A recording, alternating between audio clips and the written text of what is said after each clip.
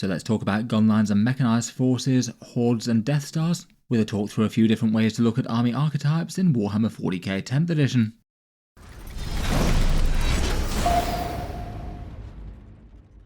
Hello and welcome back to Auspex Tactics, where today we're talking about the different ways in which you can put a Warhammer 40k army on the table. And in this one I thought I'd update a video that I made in the past and make it a bit more relevant to 10th edition, which certainly changed up the format on things that came before.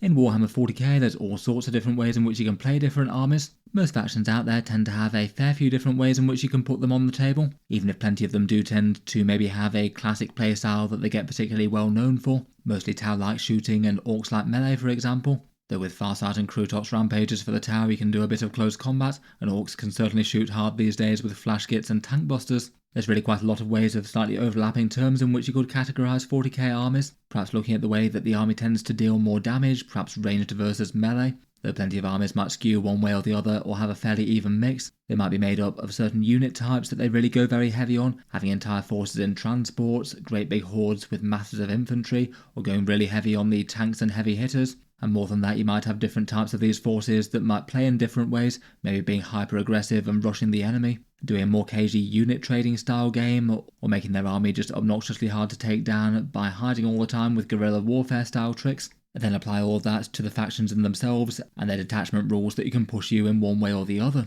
For this video I thought it could be interesting to talk through a whole bunch of different ways to describe playstyles, and perhaps a few of the more obvious strengths and weaknesses that those armies tend to have if you go really heavily down one way, either for your army or the ones that you might see on the other side of the tabletop.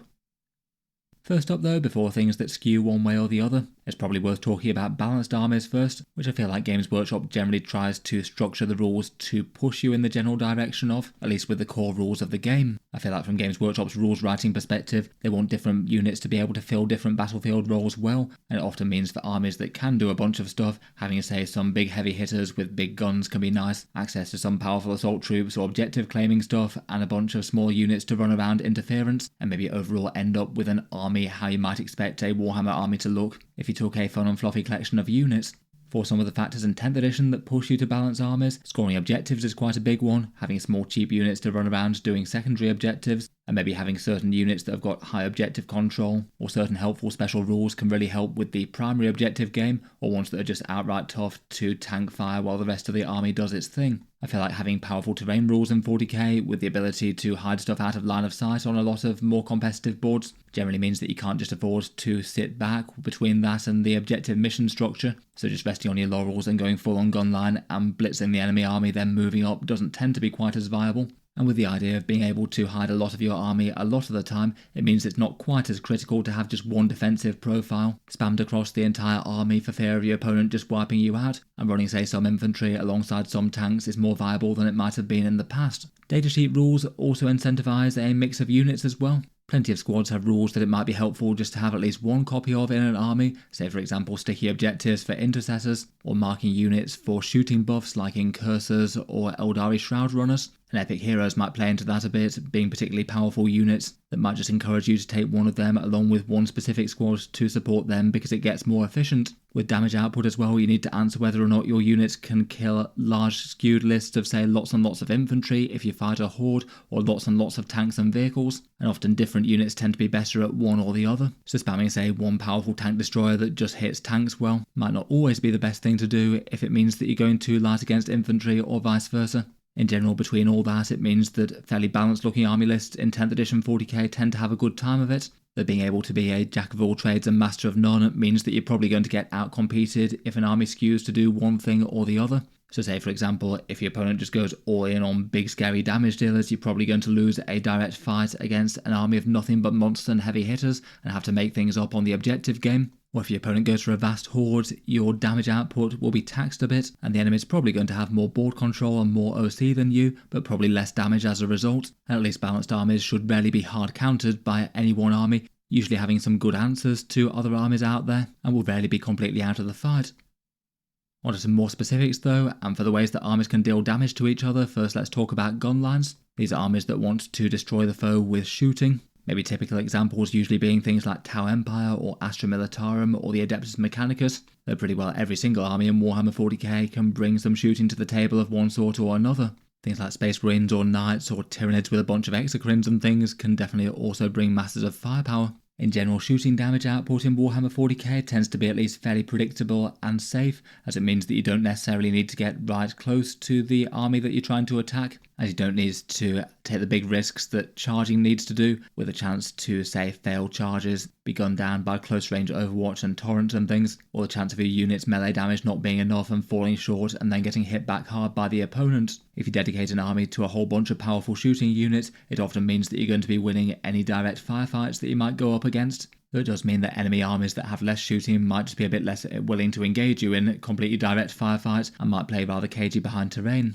In 10th edition missions and 9th edition beforehand, the mission rules generally mean that in this edition of the game you can't just sit back, shoot and wipe out the enemy army, then advance onto the objectives. That often tended to be a little bit on the depressingly common side in previous editions, and it means at least some things need to get stuck in early, whether it's scout units or making some big plays with some shooting up close. It might mean that the shooting isn't quite as safe and reliable as it might have been in the past. Getting certain shooting units charged can be a really bad outcome as well, particularly infantry units that might not be able to shoot at all if they're locked up in close combat, though it can still be very bad news for big stompy tanks and vehicles. They'd be -1 to hit and perhaps more importantly not able to reposition before they get to fire. And that could mean that they won't be able to shoot the target that you really want them to attack. It can mean that you need to invest in a good bit of screening. Certain backfield units that don't have quite a threatening enough profile do run the risk of being ignored as well though. Your opponent might just focus on killing your objective grabbers and the things that are actually big threats. And even if you do have certain gun tanks firing until the end of the game, it might not be enough. Any big skew between range and melee damage can be really quite terrain dependent as well. Gunlines might have a very good time, say with more casual players, without quite enough terrain on the table yet. And might be kind of oppressive if the opponent's melee units just have to walk out in the open and get shot.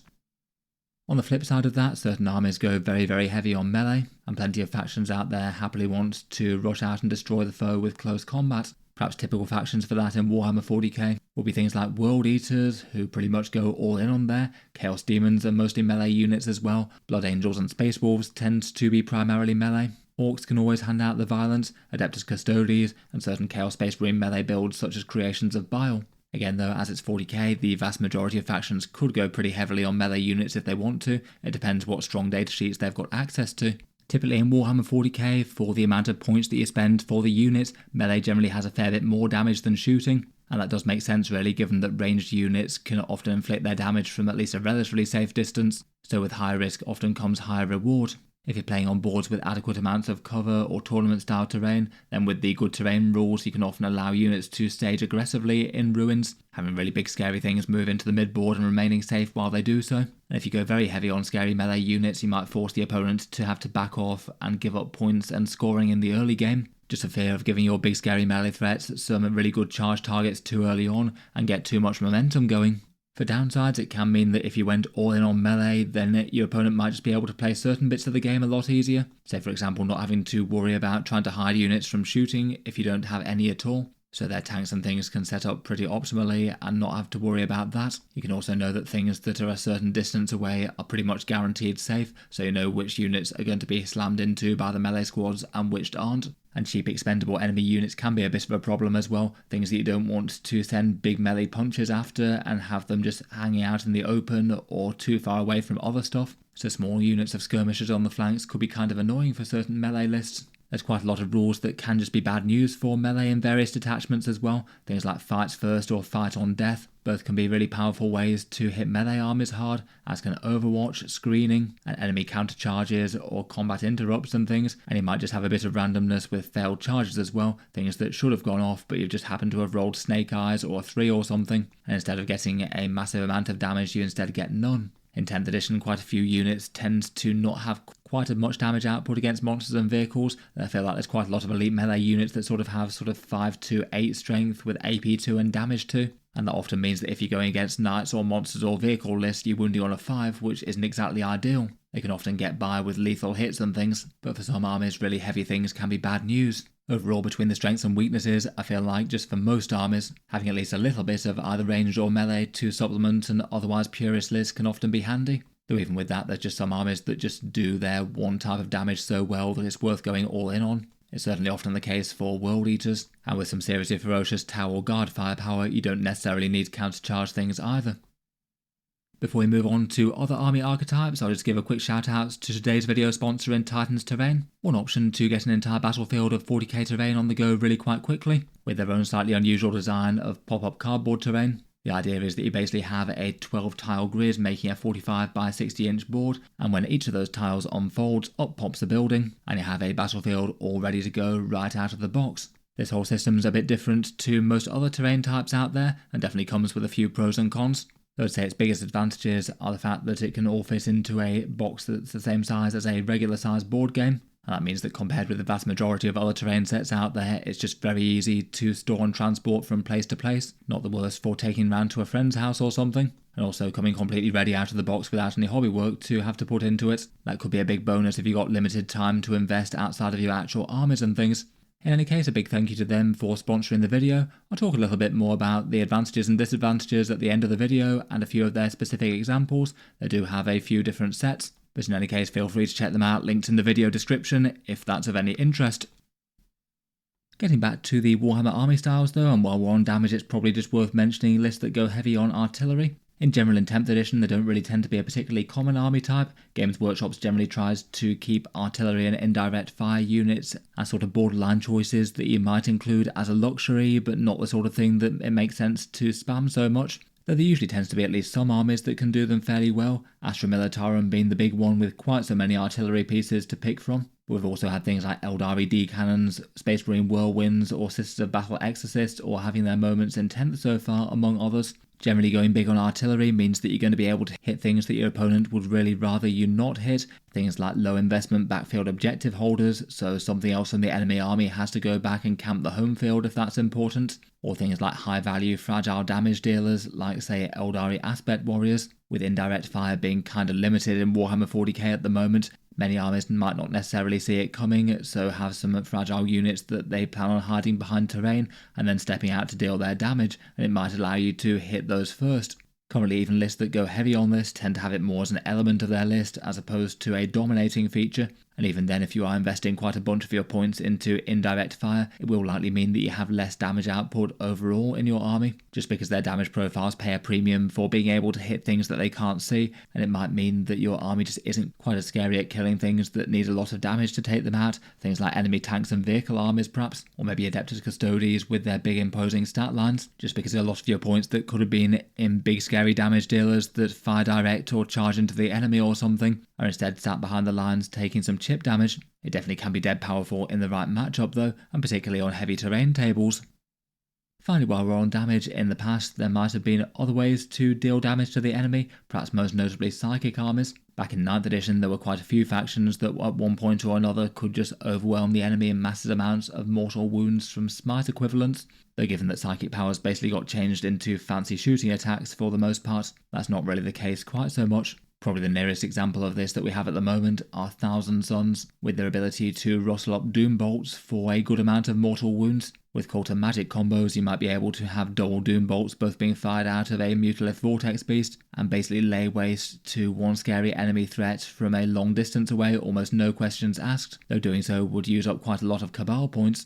Beyond fancy abilities like that though, for the most part psyche attacks are just kind of basically shooting attacks these days, though I guess technically with some slightly disadvantageous keywords with the chance that enemies might resist them if you take aim at something that's specifically good at resisting psychic powers.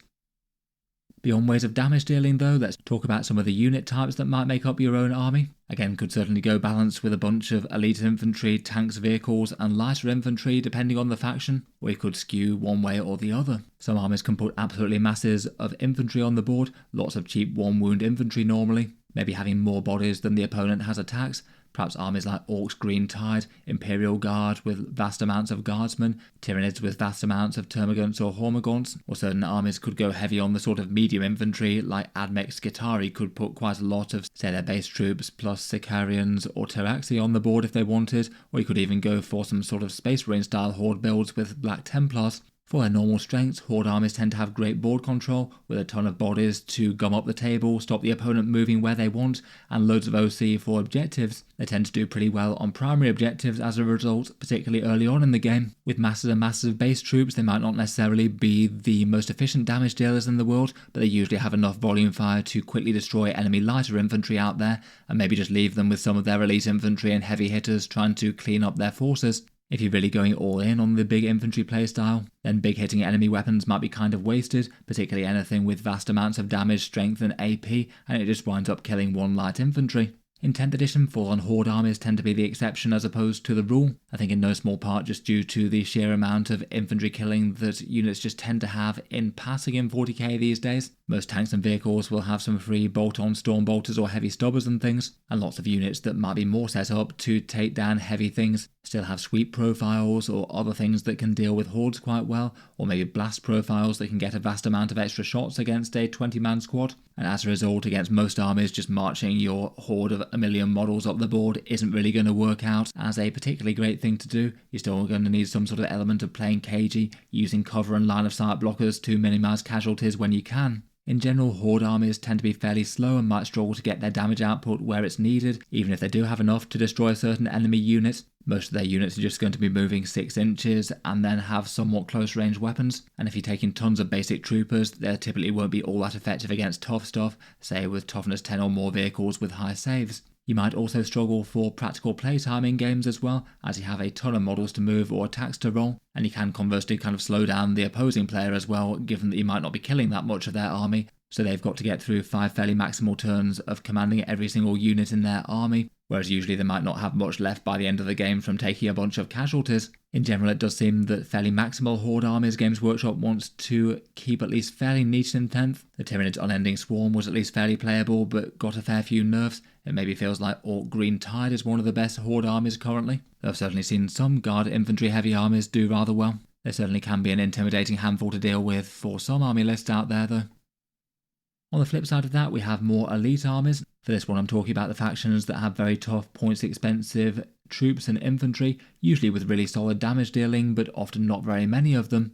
I think when most people think of these, they might be thinking of more sort of stuff that's both really quite mighty and tough to take down. Perhaps things like Adeptus Custodes or Space Marine Terminators of one flavour or another could be some of the things that are most obvious. There may be certain other armies like, say, Necron Destroyers, Tau Battlesuits, or Chaos Space Marines or Space Marines in general, or World Eaters armies that go very heavy on the 8-bound. There's certainly more sneaky elite armies out there, perhaps things like Vanguard Tyranids or Eldari too. For their strengths, where they might focus in a few models, they tend to have pretty great shooting or melee, just generally powerful damage and defensive profiles. And for things like Terminator equivalents, good armor can often mean enemy small arms are often of limited value. Things that kill Horde style units just might not really matter all that much here. And big tough units that can take a beating like Terminators or Custodes can be pretty tough on objectives, really tanky and tough enough to survive even out in the open. For the downsides of having all the investment in just a few models, it might mean that they could struggle for board control and screening. So opponents might be able to deep strike things in their backfield for secondaries or threatening stuff if it made sense.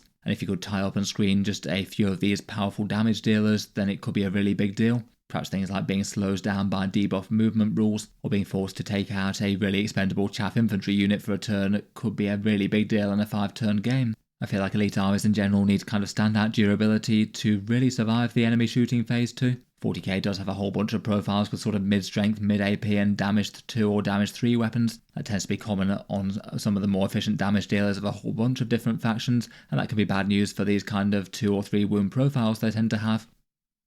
Taking that to the next level though, certain armies tend to go all in on the tank spam or monster mash type lists. Big scary heavy hitters and damage dealers, which particularly in 10th edition do tend to have the profiles that can take out their counterparts well enough. It does feel for at least a fair number of factions in Warhammer 40k, these style units do tend to have some of the most efficient damage output in 10th edition. For typical armies of these, Imperial and Chaos Knights are kind of by definition going to be this. Every single model besides some allies in some big stompy and dangerous walkers and vehicles. Space Marine Ironstorm can do well, Astra Militarum with their Ross's Dawns and the Hammer of the Emperor, Tyranids Nidzilla with say Crusher Stampede, Adeptus Custodes Solar Spearhead, Undivided Demon Incursion with a whole bunch of Greater Demons, or Necron Star Shatter or Catan Spam. That's just a few examples out of plenty of them though. They certainly tend to be on average a lot more viable than Horde armies, just having a few massive great big damage threats. Their strengths are kind of obvious. Take as many as possible of the biggest and scariest things around and your opponent's going to struggle. If they can't really beat you in the standard damage and defense type game, it might force them to play a lot more cagey, doing lots of hiding behind terrain and trying to get first strikes where available. And going extra heavy on the monster and vehicles can overwhelm the opponent's anti-tank capacity. If they can, say, kill 1 or 2 tanks per turn, then if you took, say, 4 tanks, that might be almost half your tanks, but if you took 10, then it's only going to be a very tiny proportion. For weaknesses for these guys, it might be a little bit dependent on whether your opponent has gone really heavy on the anti-tank style weapons. Plenty of lists tend to, given that it's a fairly common archetype in 40k. If you go super heavy on the big damage dealer heavy hitters, then you're probably going to struggle both for primary objectives, due to these things not having so much OC, or secondary objectives without so many small units with fast movers. Other armies are likely to have a bit more board control with you, things like having cheap units stand in a movement lane and hold up your entire force of heavy hitters from being able to get to what they want to. And there can be some issues with bringing damage to bear on more terrain-rich tables. These type of armies can certainly be competitive at the highest level, though I feel like between casual and competitive, they're a lot more likely to just utterly dominate casual games where you might not have as much terrain on the tabletop, versus tournament-style terrain, where, say, your opponent might be able to hide the vast majority of their army, whereas if a heavy spamming player has gone really heavy on the tanks and monsters, they might not be able to. Often as knights, you might only have so many places where you can hide the knights before you start needing to put things that are going to be exposed, and a bit more vulnerability to alpha strikes can be one of the other areas of diminishing returns. Otherwise, for another at least fairly common way to play are mechanized style armies. The majority of factions out there have transport vehicles, and they can be taken in multiples, and a lot of armies either have cheap units that can be worth going in them, or big scary threats that need the extra protection and chance to jump out and deal some big damage. Perhaps for good examples of these ones could be Leagues of Votann with their Sagittor and land fortresses. Guard can go heavy on their Tauroxes or Chimeras. Drukhari make war from their Venoms and Raiders a lot of the time. Eldari Wave Serpents are looking rather good in their new codex. Orcs like trucks or maybe wagons to get them into the battle. Sisters have their Bringers of Flame, and Space Marines have Firestorm as ways to encourage those factions' transports. I feel like they maybe do exist on a bit of a continuum though. Some armies might go really heavy on them, perhaps Votann, Drukhari and Orcs being particularly good examples of this list, and a few other armies might just have 1 or 2 higher value threats in transports, like say maybe Chaos Space Marine chosen with a Chaos Lord jumping out of a Rhino. For the strengths of these transport lists, they're usually fairly tough and annoying to deal with. Transports tend to have good durability stat lines for the points costs, and while the infantry inside often doesn't so much, as that's one of the main draws to using a transport, they might still be irritating to get to grips with, as they might jump out of a transport behind terrain, or at an awkward place where you can't draw a line of sight on them, or say if you're a melee army, you might need to roll up, destroy the transport with a melee threat, and then the thing inside the transport gets out, all ready to counter-attack you in the enemy turn. Transport vehicles tend to add an element of speed as well. They're fast in themselves, and if you get out of them, you get to move an extra 3 inches essentially, and that can often mean that the things inside tend to get the alpha strike as opposed to the other way around. And they also tend to be just fairly heavy on the amount of unit profiles running around as well, so you've got a good amount of cheapish units and bodies to do objectives. For downsides for them, I feel like the equation of whether or not a transport vehicle is worth it is often fairly balanced, and just for a lot of factions it doesn't really make too much sense to put everything in transports, maybe just having 1 or 2 things paying the premium to be delivered in style. Overall for the army list, the damage output for the army in total tends to be a little bit on the low side, just because a whole bunch of the points are invested in low threat transport vehicles that might help you get the alpha strike, but also say stop you from taking almost twice the amount of damage dealers that you might have had otherwise. They definitely can be a fun army archetype on the tabletop though. Lots of fun to be had with zooming transports around and jumping your units in and out of them. Otherwise, for a few more unit style things, you can have lists that go really heavy on the special characters, epic heroes and squad leaders. Often they tend to get referred to as hero hammer lists, perhaps particularly good for factions that have a whole bunch of named epic heroes, or being able to add a lot of value to their own squad, and can make lists that feel a bit different all of their own. Perhaps Space Wolves Champions of Rust could be a good example with that, with extra incentive to get more character data sheets to trigger those sagas, or Space Marines with a whole bunch of the Ultramarine special characters. You can go heavy on the vast array of squad leaders there if you'd like to. They can definitely have a lot of fun and entertainment factor on the tabletop, with lots of great big heroes striding around. Going too heavy though could mean that the army is just overall a bit less tough, given that characters tend to have a pretty bad defensive stat line for the amount that you pay for them, and while they might have some powerful individual attacks and leader abilities, if they get their squad shot out from under them, that might be wasted, and they might not have so much volume attacks to be able to take down full units of things when going one-to-one with enemy squads. There's just maybe a bit of a balance between fancy squad leaders and just having lots more bodies to put on the battle line, and it's possible to go too far in one way or the other. Otherwise, I guess for things that haven't really been covered in the other things, you could have mounted and biker armies being their own subclass, perhaps Space Wolf Thunderwolf spam, or Dark Angels Ravenwing with a bunch of Outriders and Black Knights. They tend to move fast and hit hard when they're strong. Maybe their biggest weakness tending to be terrain features that they need to move around, and that can mean that the good movement characteristics might not get you quite as far as infantry with similar ones. And I feel like classically they tend to be not all that tough on the defensive side of things, like say Ravenwing often getting the Alpha Strike, dealing a bunch of damage, and then getting hit back really hard. Perhaps the same for the new Eldari Windrider host as well. Thunderwolves are perhaps a bit of an exception to that though, just being really quite sturdy in their own right. You could also maybe talk about fast versus slow armies as well, perhaps a bit of overlap compared with other things as well. Speed in itself is definitely an advantage on getting the strike on the enemy in different ways. They're usually the more fast units they have, they'll be paying a premium for their speed and being able to hit first, so you're probably not going to have quite as big damage or defensive stats as a result. Again, that can push you with the idea to take some fast units but not have every single unit pay the speed tax, though it definitely can work for some, say Slanesh Demons in their Legion of Excess for example.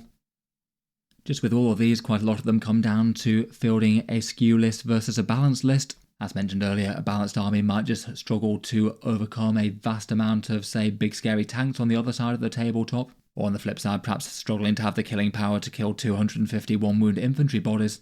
A lot of the previously mentioned unit choice army archetypes might be trying to go with a skew of one thing or another and overwhelm the opponent's ability to deal with that one thing. It can be an advantage and kind of daunting to play against, but on the other hand it usually does come with taking at least some sacrifices for other things that you might want to take, particularly in a more competitive game with proper tournament terrain and missions and things.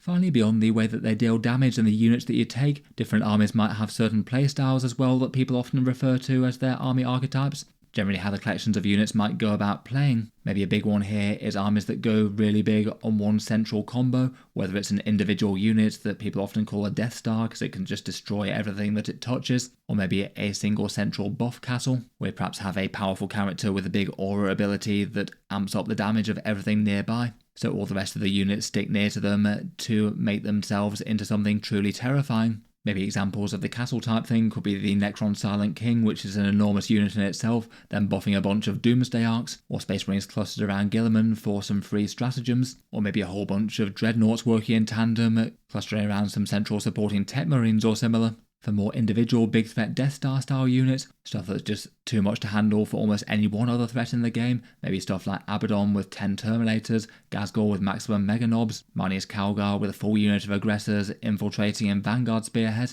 or even just really big single models in their own right. I feel like the Silent King, Angron and Magnus are all scary enough to qualify in their own ways as well. The strength of these style armies is that they tend to often have enormous synergy, and in particular they probably have enough damage to destroy any one unit that they focus on, and most normal sized enemy units might be able to deal some damage to them, but it might just not be enough and then they fall short and just get wiped out as a result. They force the opponents to have to anticipate or deal with this big central combo, and if they can bring the big threat to bear on important bits of the enemy army bit by bit, it can be a quick path to victory. For downsides with this much investment on just one big thing, it maybe runs the risk that it's going to be mitigated in some way, maybe screened out so it can't get onto the targets that it wants to, or even if it does go about doing its thing, if you largely play keep away and just feed it a few sacrificial units, it might never kill its points and you can just go after the entire rest of the enemy army. And then on the flip side, if the opponent does try and push forward too closely with it, they might just open up the big central damage combo to being wiped out in turn, and that could be absolutely game winning if you can take down the massive investment thing, and then it's more scoring objectives and mopping up and destroying the rest of the enemy army as the main damage fight's already been won. Units like this might mean that there's just a bit less board control as well. You can just basically accept that they're going to dominate the section of the board wherever they are, and then focus on claiming every other bit as best you can. For the flip side of that sort of central combo type thing, lots of armies like to go in multiple small units, kind of for a sort of building wide playstyle as opposed to building tall. Maybe with a focus on a whole bunch of small efficient units that can punch up against their right given targets. The armies that tend to do this best often tend to be better on maybe say powerful detachment rules. That means that each individual unit can be really quite efficient in its own right without having to rely on one single stratagem or one single character to make it happen. And with lots of individual threats in the bank, it often means that you can play a bit more of a trading game, maybe hiding behind terrain and jumping out to strike and get kills. Perhaps some examples of sort of medium efficient threat armies could be things like Chaos Knight War Dog spam, loads of individual medium-sized threats on the board, any one of which is really quite expendable, but overall just have loads of efficiency. Maybe Blood Angels with a bunch of individual squads of assault or jump intercessors. I feel like Sisters of Battle often like to go in this sort of way quite a bit too. Maybe small units with melter weapons jumping on the enemy. I would say in 10th edition to a greater or lesser extent, most armies have at least some big central combos that they want to put on the table, as they're just pointed in a way that it's really efficient to have maybe one of those or two of those in an army, even if you are going to have a whole bunch of independent units operating beyond that. These armies might be kind of the opposite to the previous, lots of cheap expendable things for board control, scoring secondaries, and bullying enemy lighter units out there around. Losing any one of them isn't a disaster, and you can sacrifice them when it makes sense to, say, hold up the enemy, do an objective, or kill one important thing. And just on a squad versus squad kind of basis, you might occasionally waste enemy damage output going after cheap targets and encourage some overkill. Maybe if the enemy just really needs to kill one of your units, they'll have to dedicate an entire tank's fire support to something quite cheap, or run the risk of just being a bit unlucky and not destroying it. Though on the flip side, as a trade-off, the damage might be just a little bit more limited without synergies, and say some of their melee units might struggle to have enough critical mass to engage a particularly scary enemy target, maybe running the risk of just charging into a big scary Terminator squad, killing 2 Terminators, and then just getting wiped out the same turn. It might mean that there's targets that they just can't afford to charge. Maybe it's a bit of a tangent to the two previous, where you might have some multiple small units or some big things. I feel like one other playstyle that a lot of factions tend to have is something that quite a lot of detachments in 10th tend to emphasise. Basically, these armies tend to have a lot of units that are really quite hard to catch up and destroy their units, or might have interesting ways to get around the board. Things like lots of lone operatives, maybe some move shoot move style mechanics, or some movement or deep strike shenanigans, perhaps some indirect fire. Maybe some infiltrators or scouts with special rules moving up to move, block and hold up the enemy. Examples of this one could be things like Tyrannid's Vanguard with a lot of Lictor variants, Space Marines Vanguard with some Phobos Librarians, Combi Lieutenants and Inceptors and things. Generally Genestealer Cult tend to do this rather well, and certainly Eldari with their new detachment, particularly all their Warhost or Inari style tricks. Lots of ways to move very fast, hit first, and maybe even stay safe while doing so. With all of these tricks on the go, they might often frustrate certain armies that have a heavy emphasis on, say, direct frontline damage. Lots of big scary guns that are just itching to get to grips with these sneaky units but can't do so for one reason or another. If they compensate by just trying to rush up the board, they might run the risk of being a bit overexposed and actually falling victim themselves to counterattacks in a very disadvantaged situation. These armies might often be really quite good for secondary objectives as well, having lots of small units that can get to places that they shouldn't, and maybe being able to do actions and things as a result. For weaknesses though, if they are forced into a fair fight, they'll typically have bad damage and durability compared with armies that just go all in for that kind of thing. And in particular, I feel like plenty of these might just not get on too well with aggressive rush armies that just surge loads of melee up the board really quickly. Perhaps something like Warhorde Orcs and a whole bunch of transports, overwhelming the sneaky tricks that a bunch of factions can do, and then getting to grips with a bunch of fragile Eldari Aspect Warriors or Genestealer Cult units perhaps. Aside from special rules and sneaky shenanigans like lone operatives, if you don't have too many high toughness things, then that could cause some problems scoring primary objectives. And often if you're going all in on the movement tricks and shenanigans and things, it kind of depends on smart play with good generalship and quite a good understanding of how games of Warhammer 40k are likely to play out. And you have to decide which units you can sacrifice when, where to make big commitments and fights happen, or when just to be patient and preserve resources. In addition to that, there's quite a few armies out there that quite enjoy their sort of teleporting playstyle or return to reserves, Grey Knights or Hypercrypt Necrons, or maybe Eldari Wind Riders. That feels like it's a bit of a mini playstyle in 10th edition for those armies in themselves. I feel like they often go hand in hand with a bunch of sneaky tricks, maybe going for a bit of the Guerilla Warfare style playstyle. There's some armies that can make good use of morale and battle shock as well. I feel like that's something that Games Workshop's often trying to make work but doesn't always succeed. Perhaps Tyrannids and Chaos Knights being some of the better options there, actually having rules that can convert failed battle shock tests into more in-game damage and defense impacts. In any case, that's probably just about enough to be going on with. Let me know your thoughts as to the different playstyles of Warhammer 40k armies. Is there any one that you tend to gravitate more naturally towards compared with the rest? Do you prefer horde armies or big stompy things of heavy hitters? Look forward to hearing your thoughts down in the comments. Finally, I'll just cycle back to Talking Titans Terrain as the sponsor for this video, and talk through some of the pros, cons and options for those who are interested. As mentioned earlier, I feel like with their pop-up battlefield terrain, it maybe has some of its more obvious pros and cons versus a bunch of the other terrain sets out there. The biggest advantage is just being kind of ridiculously easy to store and transport, fitting in a box set the same size as a normal board game. It doesn't need any painting or assembly, so it's ready to go immediately, and compared with the whole board of Games Workshop terrain, it's fairly cheap and at least somewhat comparable to MDF. For the main disadvantages and criticisms, it is a bit less sturdy and hard wearing versus plastic or MDF given it's made of cardboard and needs to fold flat. The grid layout can create some firing lanes in games of 40k, and I feel like just a tiny bit of extra terrain of some sort or another to break that up can be helpful, and the folding thing can make it hard to put models in the upper floors of buildings and things. It's definitely catering towards the more casual versus competitive end of the market. If you think that any of their sets could be of use to you though, they have 3 different options. This Forgotten Furnace one that is sort of like a Chaos Factory or Foundry, a whole bunch of glowing runes and factories and things. There's a more standard Shattered Hived one with a whole bunch of bombed out ruins and armoured containers. A slightly more verdant ruin set in this Overgrown Capital one, maybe a bit more appropriate for an appearance that could fit for either Fantasy or 40k. Finally, each of those all have an expansion set, putting 2 tiles together to make one extra big building, a big reliquary or cathedral for the city and the capital ones, and a great infernal spire for the foundry. There'll be links down in the video description if you want to check out their things, and in any case a big thank you to Titans Terrain for sponsoring the video. I'll leave that one there for now though. Let me know your thoughts as to 40k army builds down in the comments, and feel free to subscribe to Auspex Tactics if you'd like to see more like this, where they'll certainly have regular 40k videos coming out just about every day. If you'd like to support the channel, Auspex Tactics does have a Patreon page down in the video description. That one gets a few advantages such as seeing certain videos early, regular votes to see what sort of things happen next on the channel, and automatic entry into the regular prize giveaways with the chance to win some big model kits each month. If any of that's of interest or you'd just like to help support, the link is down in the video description. In any case, a massive thank you for listening, and I'll hope to see you guys next time.